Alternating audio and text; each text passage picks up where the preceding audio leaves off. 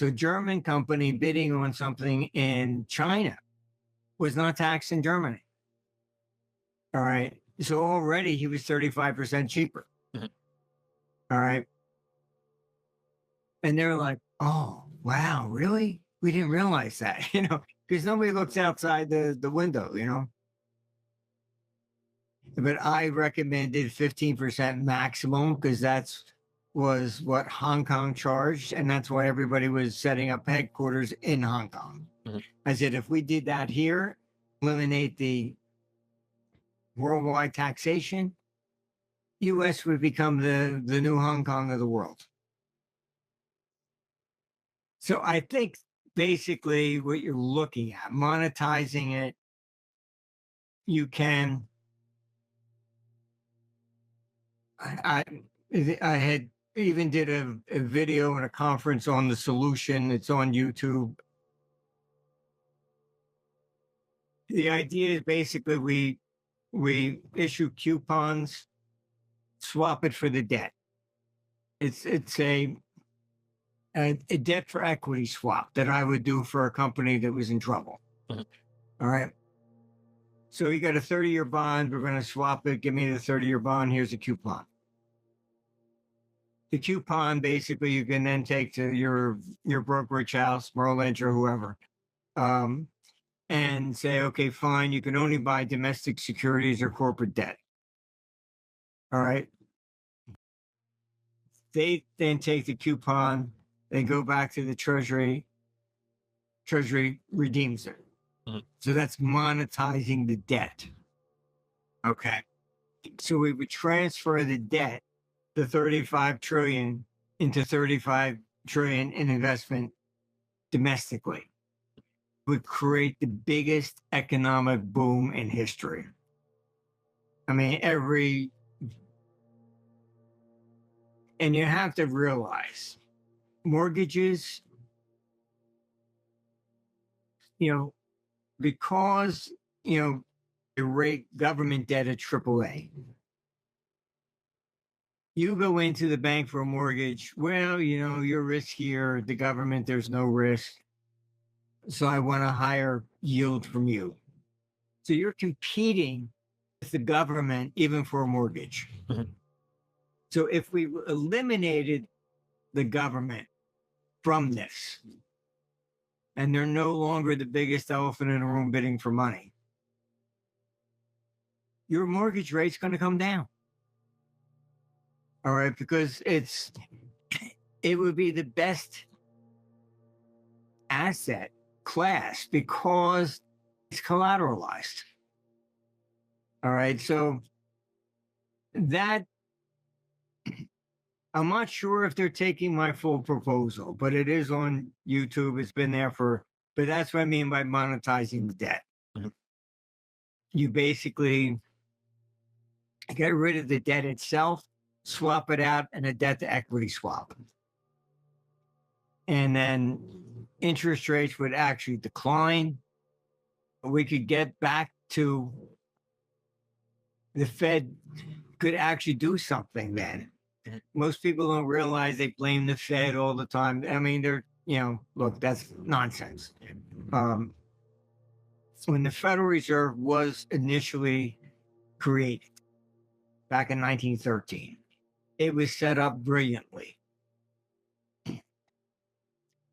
They basically used what J.P. Morgan did in the panic in 1907 as the blueprint.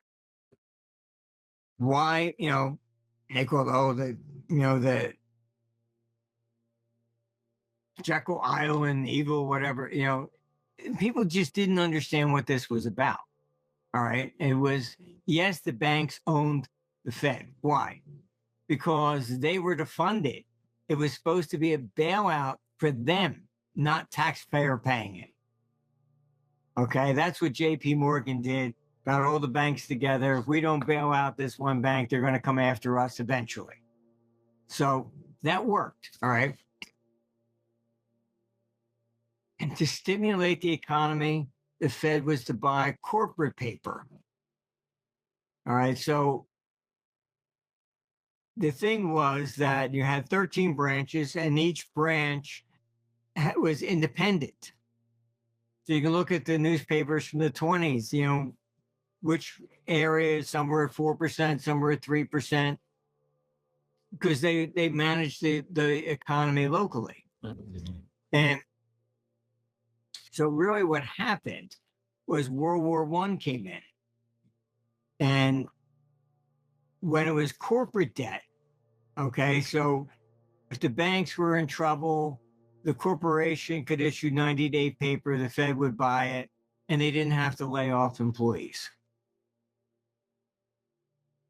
World War I came, and Congress told the Fed, well, we have to issue this debt to pay for the war. Stop buying private, buy ours. They never put it back. Then you got Roosevelt. He's trying to push through his socialistic New Deal. So what does he do? He usurps all the power into Washington and creates one interest rate. So he ended the independence of all the individual, Fed branches. So why do we have them today? What's the point? So the Federal Reserve, this idea, oh, they're the evil. No. The vast majority of the money supply is debt. That's what, the amount of paper dollars that actually exist is minuscule compared to the economy. And 70% of those are outside the country anyhow. So the real issue is the debt. And like China owned 10%. Okay, so we have $1 trillion in interest expenditures for 24.